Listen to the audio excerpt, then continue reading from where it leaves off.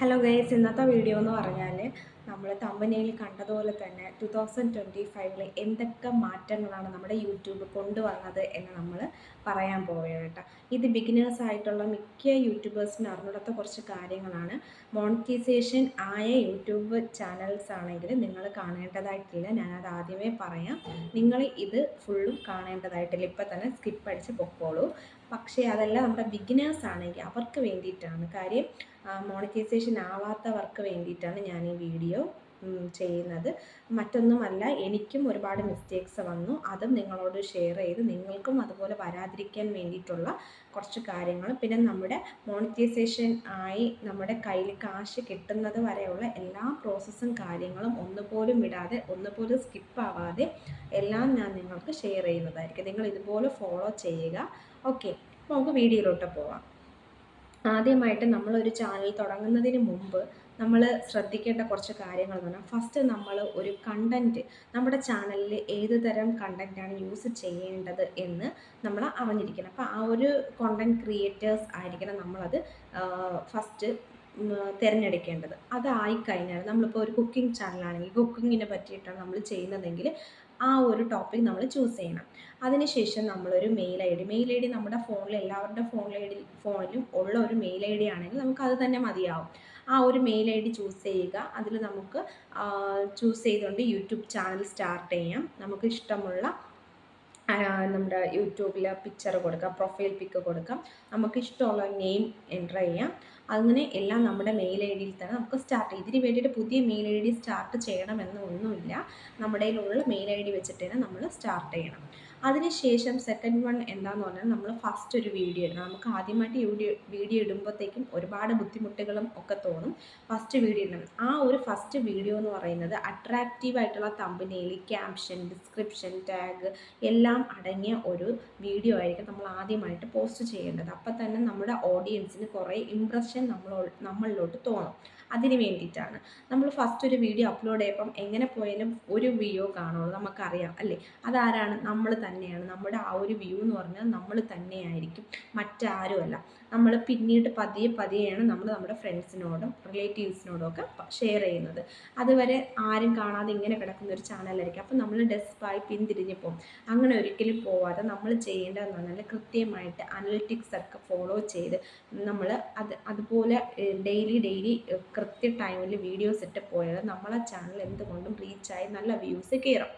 Next എന്ന് പറഞ്ഞാൽ, നമ്മൾ ചെയ്യേണ്ട ഒരു കാര്യം, YT സ്റ്റുഡിയോ ഡൗൺലോഡ് ചെയ്യുക. എല്ലാ യൂട്യൂബേഴ്സിനും ബിഗിനേഴ്സായിട്ടുള്ള എല്ലാവർക്കും അറിയാം. നമ്മൾ YT സ്റ്റുഡിയോ ഡൗൺലോഡ് ചെയ്യുക. പ്ലേ സ്റ്റോറിൽ കയറ്റി YT സ്റ്റുഡിയോ എന്ന് നമ്മൾ ടൈപ്പ് ചെയ്തിട്ട് അത് ഡൗൺലോഡ് ചെയ്യണം. ചെയ്യാത്ത ആരെങ്കിലും ഉണ്ടെങ്കിൽ, ബിഗിനേഴ്സായിട്ടുള്ള ഏതെങ്കിലും യൂട്യൂബേഴ്സ് ഉണ്ടെങ്കിൽ അതെന്തായാലും ഡൗൺലോഡ് ചെയ്യുക. അതിലേ നമുക്കറിയാൻ പറ്റും നമ്മുടെ ചാനൽ എങ്ങനെയാണ് ഗ്രോ ചെയ്യുന്നതെന്നും ഇനി എന്തൊക്കെ ക്രൈറ്റീരിയാസ് ഫോളോ ചെയ്യണമെന്നും, കോപ്പിറൈറ്റ് ക്ലെയിം, കോപ്പിറൈറ്റ് സ്ട്രൈക്ക്, ഇങ്ങനത്തെ പല കാര്യങ്ങളും നമ്മൾ അറിയുന്നത് YT സ്റ്റുഡിയോയിലൂടെയാണ്. അങ്ങനെ നമ്മൾ YT സ്റ്റുഡിയോ ഓപ്പൺ ചെയ്യണം, ഡൗൺലോഡ് ചെയ്തിടണം. ഇത് YT സ്റ്റുഡിയോ എങ്ങനെ കയറണം എന്ന് പറഞ്ഞാൽ, ക്രോമിൽ പോയിട്ട് ytstudio.com എന്നടിക്കുമ്പോൾ നമുക്ക് ഡെസ്ക് ടോപ്പ് മോഡൽ, അതായത് നമ്മുടെ സിസ്റ്റത്തിൻ്റെ മോഡൽ നമുക്കിത് കിട്ടും. അതിനുശേഷം നമുക്ക് അതിൽ കയറിയിട്ട് നമുക്ക് കോപ്പിറൈറ്റ് മ്യൂസിക് തിരഞ്ഞെടുക്കാം, കോപ്പിറൈറ്റ് ഇല്ലാത്ത മ്യൂസിക് തിരഞ്ഞെടുക്കാം, എൻഡ് സ്ക്രീൻ കൊടുക്കാം, ഐ ബട്ടൺ കൊടുക്കാം എന്ന് വേണ്ട എല്ലാ കാര്യങ്ങളും നമ്മൾ ആ YT സ്റ്റുഡിയോയിൽ കയറുമ്പോൾ നമുക്ക് എല്ലാം തന്നെ നമുക്ക് ചെയ്യാൻ പറ്റും. ഡിസ്ക്രിപ്ഷൻ എല്ലാം, ടാഗ് എല്ലാം നമുക്ക് ചെയ്ത് കൊടുക്കാൻ പറ്റും നമ്മുടെ YT സ്റ്റുഡിയോ വെച്ചിട്ട്. അത് നമ്മൾ YT സ്റ്റുഡിയോ നമ്മൾ ഡൗൺലോഡ് ചെയ്തിടണം.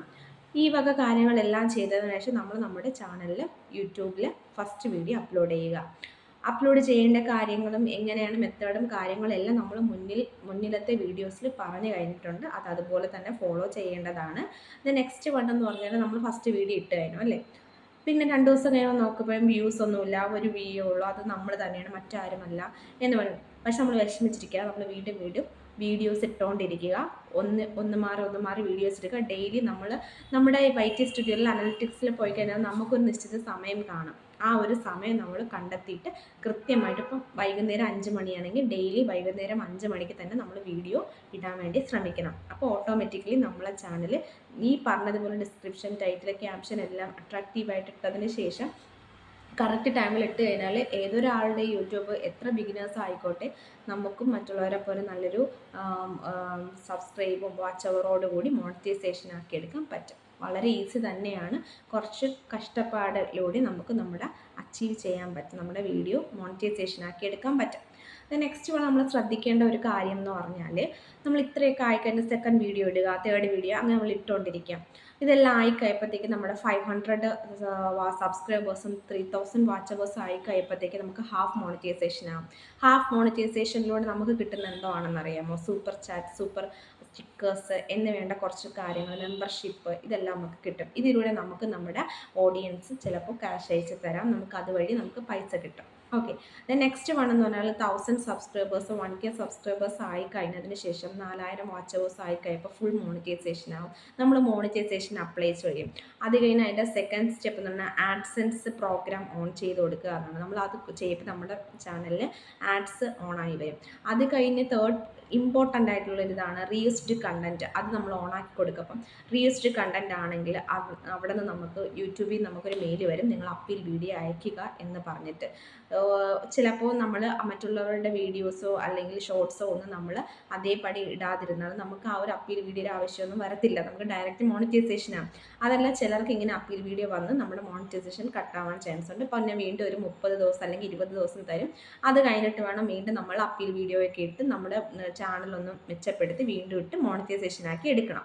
അതുപോലെ നമ്മളിപ്പോൾ എന്താ പറഞ്ഞാൽ, നമ്മൾ റീൽസ്ഡ് കണ്ടൻറ്റ് ഓക്കെ ആക്കി അത് ഓണായി കഴിയുമ്പം എല്ലാം റെഡിയായി നമുക്ക് നമ്മുടെ ചാനൽ മോണിറ്റൈസേഷൻ ആവും.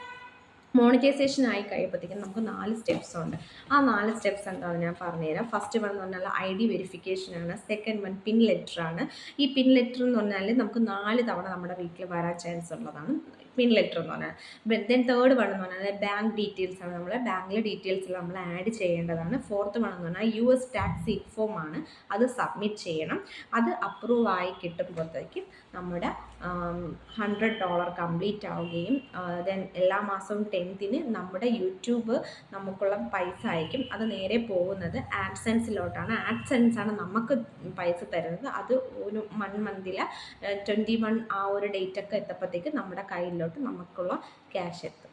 ഇതുവരെയാണ് ഫുള്ളായിട്ട് നമ്മുടെ യൂട്യൂബ് ചാനലിൽ പൈസ വരും വരെ എന്തൊക്കെ ശ്രദ്ധിക്കണം, എന്തൊക്കെ കാര്യങ്ങൾ നമ്മൾ നോക്കണം എന്നുള്ളൊരു ഒരു മുഖവുര, അല്ലെങ്കിൽ നമ്മൾ അതിനെപ്പറ്റി കുറച്ച് കാര്യങ്ങൾ ഞാൻ നിങ്ങളിലോട്ട് അറിയിച്ചത്.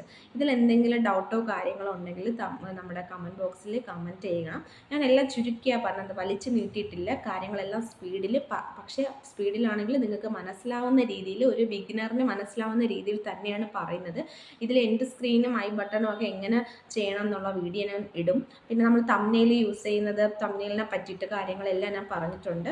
ഓൾറെഡി 2-3 വീഡിയോസ് ഇട്ടിട്ടുണ്ട്, കാണാത്തവർ കയറി കാണുക. എല്ലാവരും മോണിറ്റൈസേഷനായി എത്രയും വേഗം എല്ലാവരുടെ ചാനൽ മോണിറ്റൈസേഷൻ ആവട്ടെ എന്ന് ഞാൻ പ്രാർത്ഥിക്കുന്നു. അതുപോലെ തന്നെ എല്ലാവരും ഡെയിലി ഇടാൻ, ആരും എല്ലാം പഠിച്ചിട്ടൊന്നുമല്ല വന്നത്, ഇങ്ങനെ തന്നെയാണ് എല്ലാവരും പഠിക്കുന്നത്.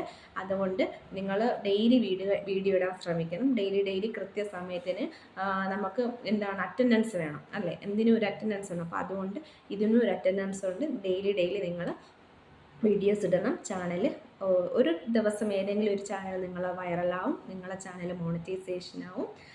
ഓക്കെ, ഇന്നത്തെ വീഡിയോ ഇത്രയേ ഉള്ളൂ. എല്ലാവർക്കും ഇഷ്ടമായ ലൈക്ക് ചെയ്യുക, ഷെയർ ചെയ്യുക, സബ്സ്ക്രൈബ് ചെയ്യുക. Signing off.